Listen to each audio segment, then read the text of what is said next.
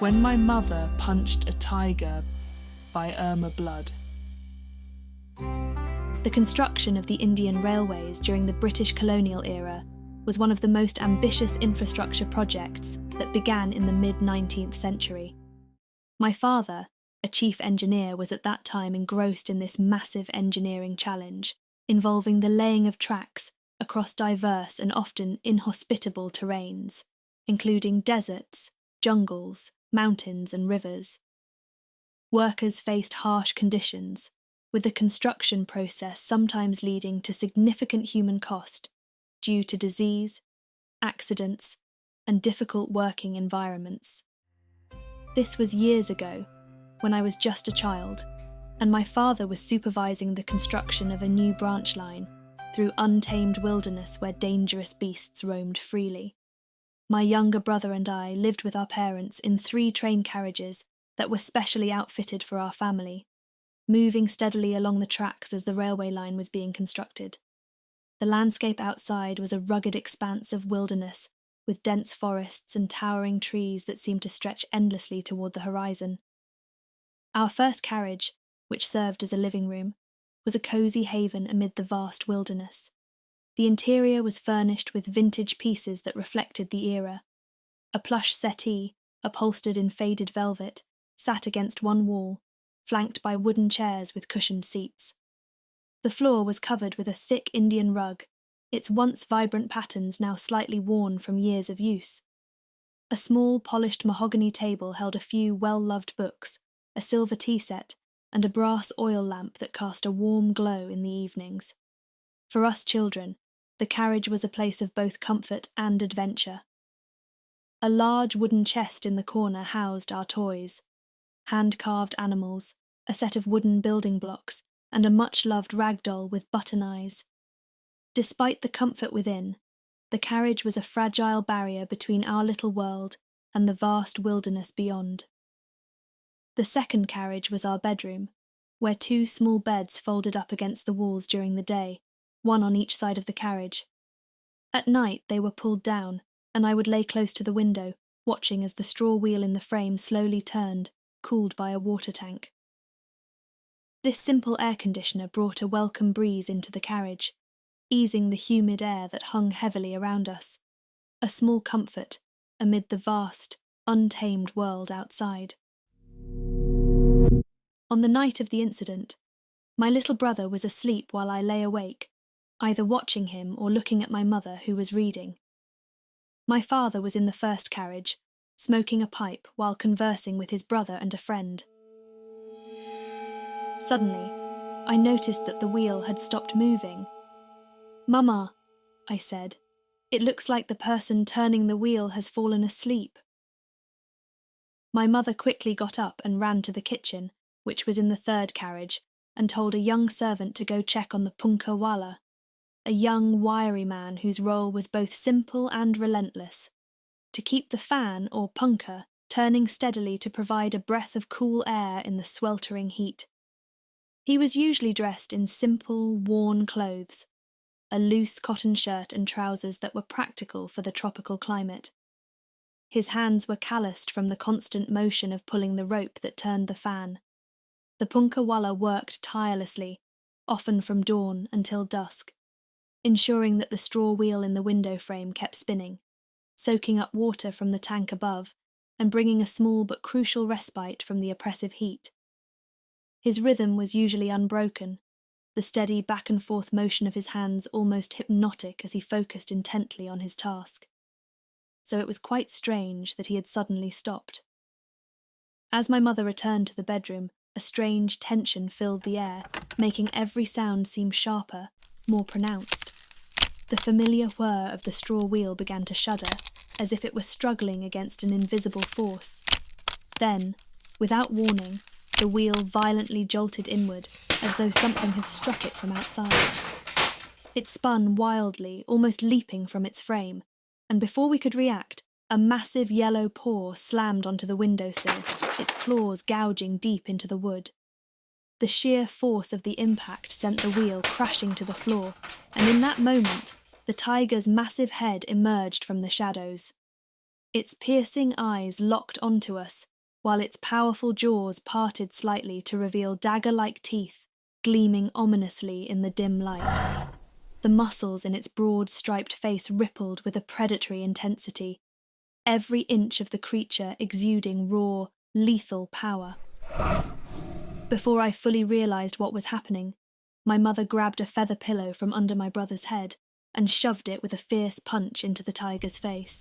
Seeing this, I quickly handed her more pillows, and together we put up a barricade in front of the window. All of this happened in a flash, driven by the adrenaline of fear. We could hear the tiger's claws tearing through the first pillow as my mother added the second, and then the mattress I handed her. We could also hear the tiger's heavy, ragged breathing as it pushed its snout through the feathers and wool. "Quick, call your father. Yell as loud as you can. Tell him Mama needs you," my mother said in between gasps. "But don't go out, Irma. Stay here." I immediately shouted, "Papa, Mama says come quickly." When Papa heard me call, he rushed over. Since Mama was still trying to fend off the snarling tiger, too shaken to explain, I, who was somehow calmer, quickly told him, "There's a tiger." Mama blocked it with pillows and the mattress, but it's still trying to break through. Papa sprang into action, grabbing the rifle that hung beside his bed, with the precision of a man who had faced danger before. With a quick shout to the other men, he slipped out of the carriage, moving with the determination of someone who knew time was of the essence. The air was thick with tension, and we barely had time to brace ourselves before 2 deafening shots rang out in quick succession. We held our breath, straining to hear what had happened. Then, just as the tension peaked, we heard booming laughter echoing through the night. It was Papa, my uncle, and his friend. They were laughing so hard they could barely stand. Curious and slightly confused, we peeked out to see what had caused such a reaction. There, lying outside the carriage, was the injured tiger, its eyes wide with shock, its mouth and nose comically stuffed with wool and feathers, as if it had just lost a pillow fight. It wriggled and pawed at its face, trying desperately to free itself from the absurd mess.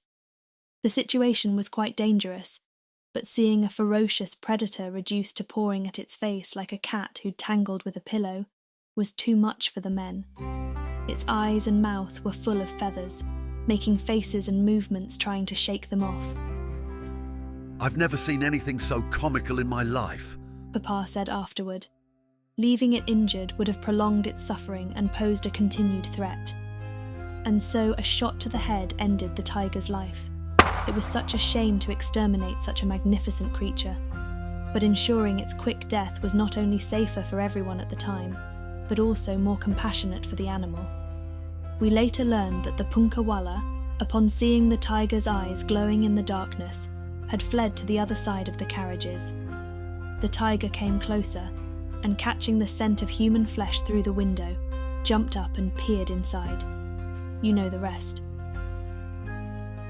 It was my mother's courage that kept her, my little brother, and me safe until my father arrived to help. As the first light of dawn crept gently through the canopy, the events of the previous night began to take on the clarity that only morning can bring. The immediate danger had passed, leaving in its wake a story of resilience tinged with a bit of comic relief that would be recounted many times over. Thank you for listening to When My Mother Punched a Tiger by Irma Blood, brought to you by Christina Rota in audiobook format. We hope this tale of bravery and quick thinking caught your imagination. If you enjoyed it, please like and subscribe to Bug-Eyed Tales for more unforgettable stories. And don't miss out on our other offerings. Be sure to check out Echoes of the Bayonet, a compelling collection of cartoons and vintage articles that span 2 world wars. It's a treasure trove of history, humour and insight, capturing the spirit of an era through the eyes of artists and others who lived it. Grab your copy today at Amazon.com and dive into the past with Bug-Eyed Tales.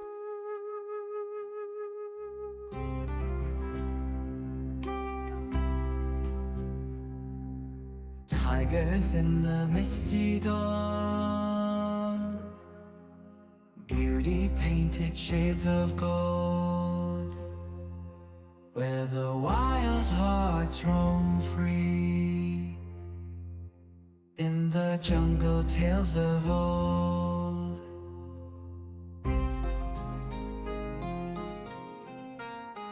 Whispers of the ancient land, footprints softly in the sand, moonlight dances on the trees, memories like a gentle breeze.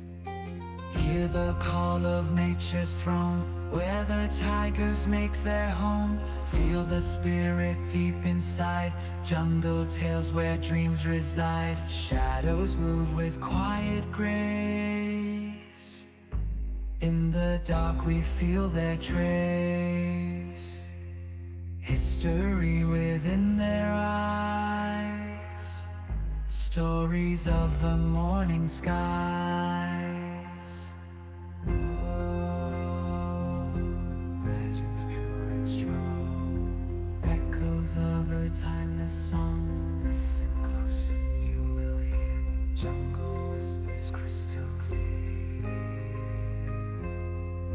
Leaves that rustle in the night, stars that shine so pure and bright. Paths we walk where tigers tread, mystic dreams within our head.